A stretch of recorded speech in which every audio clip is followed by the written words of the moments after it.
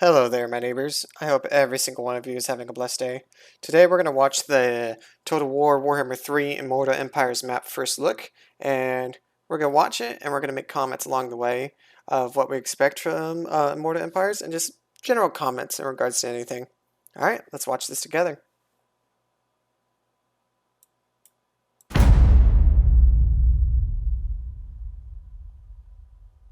It is time, my lord, to engrave your legend into the world. But do not be hasty. To thrive in this vast and volatile domain, you will Initial comment, I'm actually really glad that they're continuing with using the narrator. I actually like him as a narrator. first need to study the lay of the land.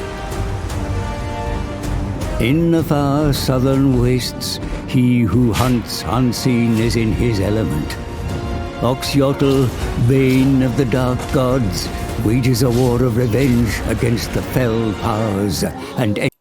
So if you didn't use Oxyotl in Warhammer 2, if you're just starting off with like Warhammer 3, Oxyotl is extremely good when it comes to using skinks, which is a little bit, they're basically like half the size of Sauruses. And it's a lot of fun. I recommend it. Any who would stand with them. Along these ragged shores, an endless demon horde spills into the world, tainting the very land on which they step. In the jungles of the gods, Teclis has sensed the need of his presence. Be it the Skaven scurrying through these trees, or an imbalance yet to be discovered, Teclis will oppose the ruinous powers in all their forms. Alright, so we got Teclis and we got Krokar right next to each other. I can actually see this as being a very fun co-op campaign. Or just a really good alliance for single player campaign.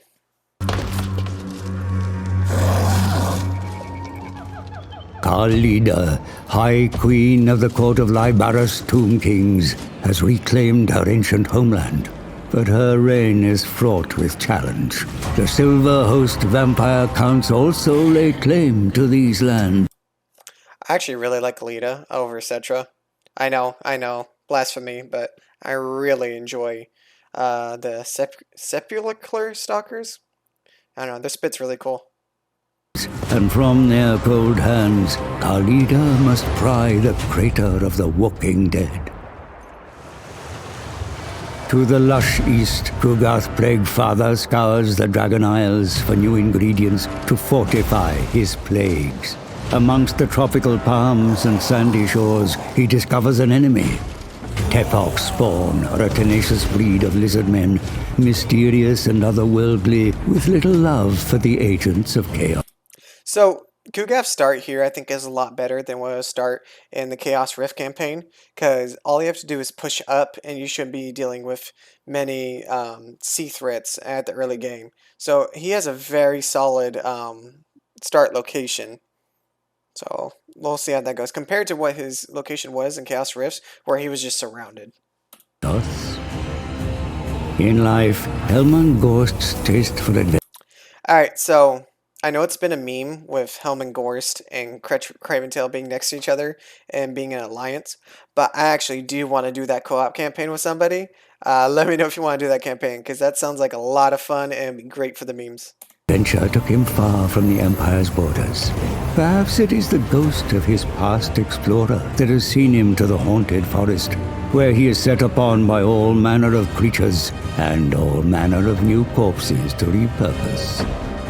A resource he'll find in abundance within Grand Cathay. If my sister is found delinquent in her duty, then we defend the bastion.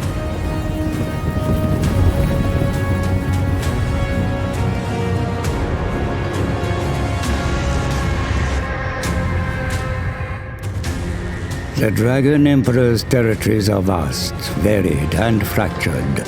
Amongst the stoic Cathayans, whose architectural prowess is beyond compare, skulk creatures of foul intent. The vampiric curse siphons life from the land.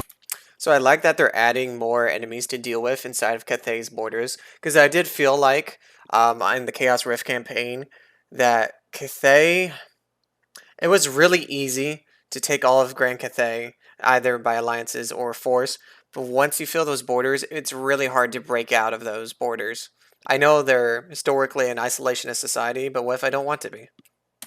which is trampled beneath the heavy boot of orc warbands, and, burrowing deep into the heart of this once great nation,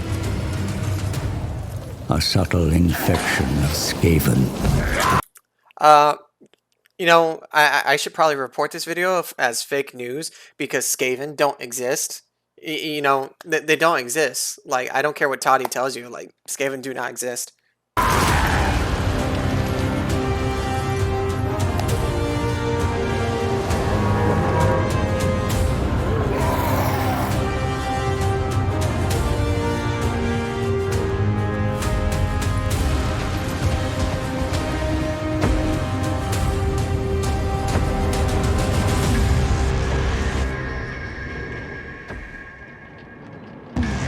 Enemies within and beyond, the great bastion's continued survival is a constant uncertainty. One Miao Ying must contend with if she means to bring harmony to her homeland. Alright, so I get fighting against chaos is the whole point of like the Great Bastion fight. But I just hope they add a couple more mechanics changes to Grand Cathay to kind of spice up the campaign a little bit and not have it being more of the same from the Chaos Rift campaign.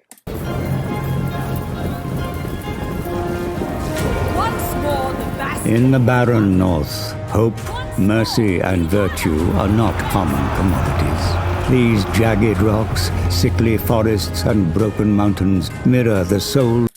So there's Kolek Suneater, and I think he's going to absolutely pummel Grand Cathay. I really think so, and Grimgore. But we'll have to see if he can deal with all the missiles. It just depends on how Grand Cathay's AI is going to actually make their armies. Of a world overrun by corruption. The perfect stage for the light.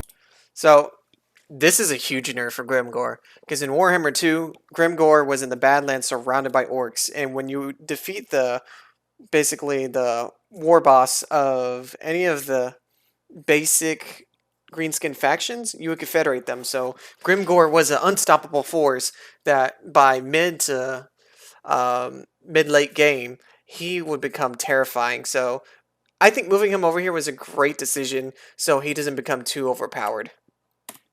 Of Grimgore Ironhide and his ilk to test their mettle against ravenous ogres. In the path to the east, the Green Slaughterer will find game worthy of his considerable prowess. In these twisted chaos wastes, ambitious and cruel men devote themselves to... Alright, so I know Warrior Chaos are getting a rework, but the execution of it needs to be perfect, because they were interesting in Warhammer 2, but it just felt like nothing changed much from Warhammer 1 to 2. Like, they need a huge buff to keep my attention. But I'm excited to see how they do. To the dark gods in exchange for a morsel of strength. Seldom few manage to wrestle more than scraps from the gods' table. But Archaon, the Ever-Chosen, is not one of them. He will use his demonic gifts to see the mortal world bleed. But the mortal world is not so easy to tame.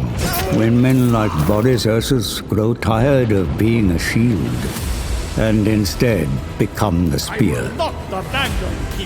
Kislevites spears are a tool the demon prince knows intimately. In his past life he wielded one in the name of honor. Now he wears a different name and cares only for forging himself into a weapon of unfathomable destruction. Sometimes, carried on the whisper of an ice-laced breeze, he hears the name Daniel. Alright, this is great because I love that they just called him Daniel when they first revealed the Demon Prince. And they're just sticking with the meme, and I absolutely love this. This is a huge positive. Show yourself, Zarkhan! Edgelord. A harsh and frozen. Alright, so this guy right here, I wonder if if this is just for filler, or if this is gonna be an actual different lord. Because adding some more Norska factions would be fantastic. World breeds violent and savage survivors. Slave traders, brutes, and self-made kings war over slivers of habitable soil in the Norskan mountains. But beyond lies the bulwark of Kislev, a tempting prize for the Throughout the Unclean was a great campaign in Warhammer 2. I just wonder where they're going to introduce to him to spice things up. agents of chaos, and the most direct route into the wider territories of man. Here, opposing ideologies will need to either unite or overcome one another to face a greater evil. The great orthodoxy protects you. I protect you. Take not one step backward. Alright, so Kislev's a very good faction. It's one of my favorites, if not my favorite faction from the Chaos Rift campaign. I love Katerin. I love playing as her. Sultan a little bit. His Patriarch Bear Doomstacks are kind of funny. And Boris Ursus is an absolute unit. I highly recommend this faction.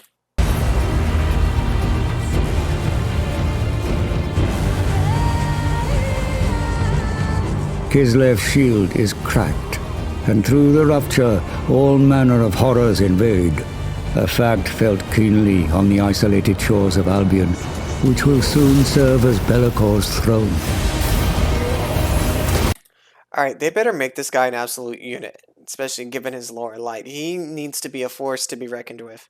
I sit upon the precipice of God. There is no respite from corruption even in the waters, where dark terrors and vampiric pirates command legions of undead vassals. Speaking of pirates, the Vampire Coast needs a couple tweaks and changes. They're really fun. I enjoy them. Warhammer 2. I would like to see some changes to them.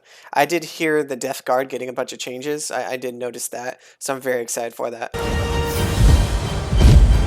In the kingdoms of Nagaroth, the Witch King builds a twisted army of hatred. So Dark Elves are by far my favorite faction in all of the Warhammer factions and races. Like, these, I absolutely love them. Their low HP is kind of annoying, but the other stats make up for it. There is no price Malekith would not pay to claim the Isles of Ulthuan and subjugate those who denied him his birthright.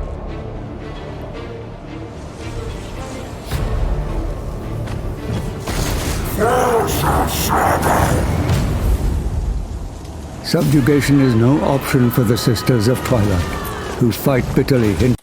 Wood Elves are also, like Kislev, like, really, really good. I really enjoy Wood Elves. And Prophet Oreo, if you're listening, I really want to do a co-op campaign as both Wood Elves with you. defense of their home.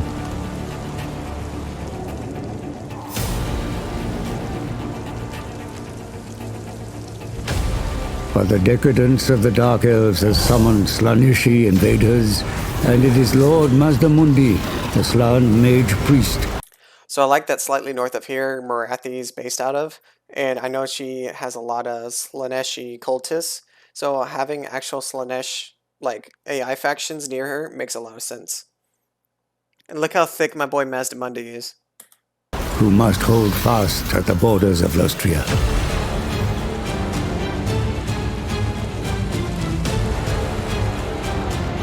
Fueled by a millennia-long vendetta, Nakari arrives on Chris with a goal that would see the High Elves of Ulthuan either slaughtered or...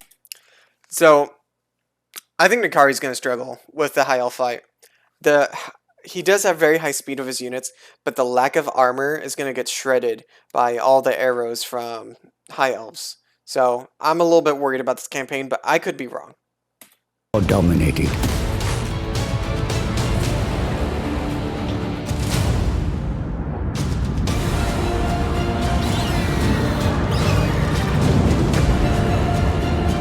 If this is the same map as in-game, from Warhammer 2 to Warhammer 3, you can definitely tell there's a lot of graphical improvements, and it looks very pretty. The descendants of Arnerian, beware. Slaaneshi Roth has returned.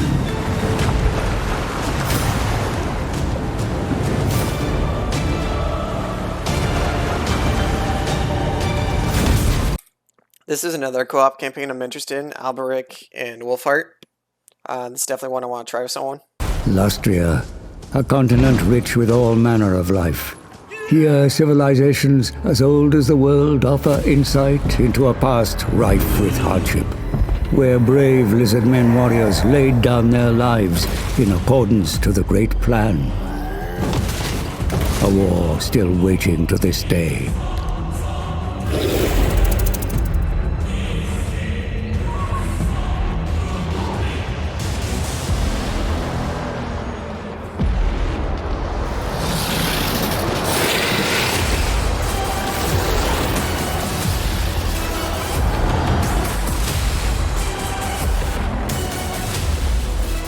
Kairos Fateweaver comes to Dawn's Landing and the bottom of the world to liberate it of its high elf occupants. The Changer of Ways will have reasons for this journey.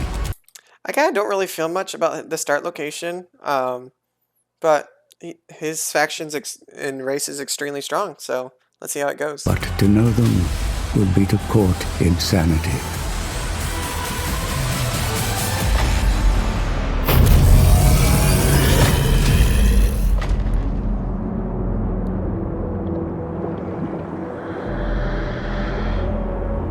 Manfred von Karstein's lust for power has led him deep.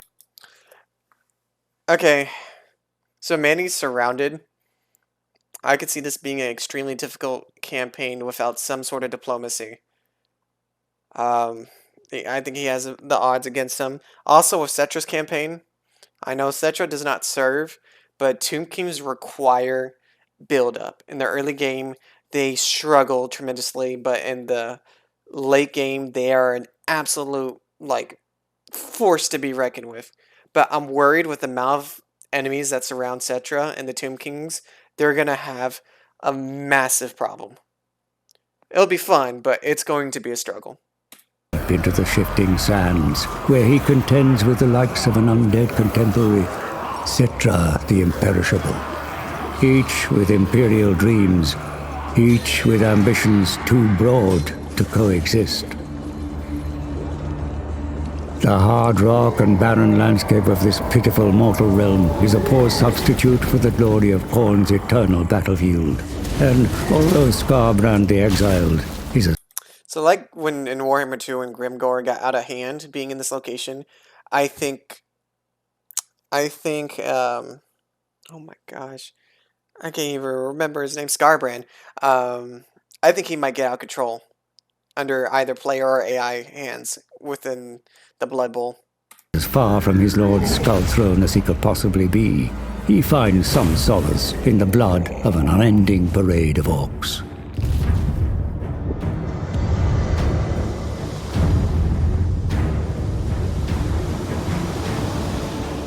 Along the World's Edge Mountains, a cacophony of cultures thrash and vie for the right to exist.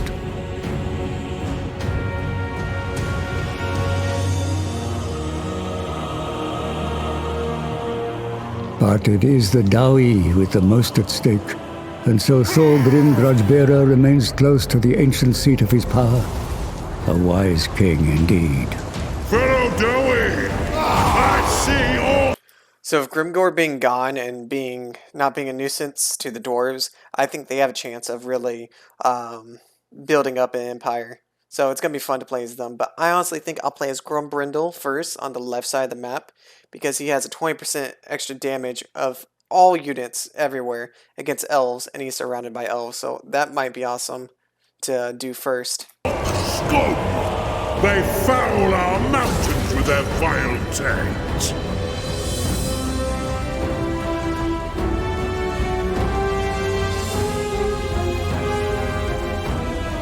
Amongst the western border princes, the Gore Harvester has carved himself out a fine fishing hole. Scrag the Slaughterer is a far cry from his fellow. Does anyone else notice that the one soldier is inside his cauldron ready to be cooked alive? That is metal. Ogres. But he'll eat his way to the Great Maw eventually, one Empire footman at a time.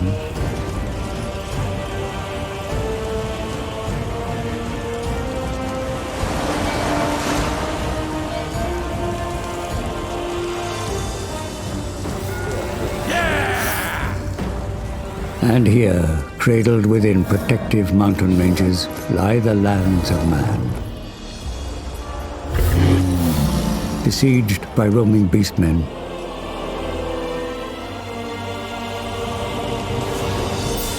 ravaged by orc tribes,